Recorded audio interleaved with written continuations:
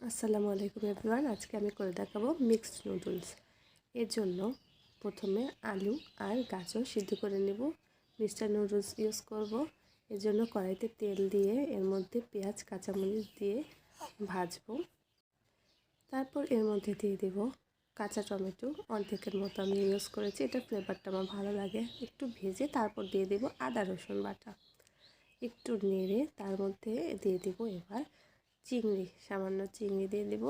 চিংড়িটা ভেজে তারপর এর মধ্যে ডিম দিয়ে স্ক্র্যাম্বল করে নেব। আর এর মধ্যে আমি লবণ ইউজ করেছি, যেটা ভিডিও করতে ভুলে গিয়েছি। তারপর এর মধ্যে দিয়ে দেব নুডলস সিদ্ধ করা আর সবজিগুলো দিয়ে ভালোভাবে নেড়ে নেব। তারপর এর মধ্যে দিয়ে দেবো কিছু সয়া সস আর এর মধ্যে দেব ম্যাগির টেস্ট মেকারটা। আমি ম্যাগিটা ইউজ করেছি কারণ এটা ফ্লেভারটা আমার কাছে ভালো লাগে। আর দিয়ে দেব কিছু পেঁয়াজ কলি দিয়ে ভালোভাবে নাড়তে হবে। ব্যাস, তৈরি হয়ে গেল আমাদের ইজি এবং শর্টকাট মিক্সড নুডলস। আপনারা অবশ্যই ট্রাই করে দেখবেন। আশা করি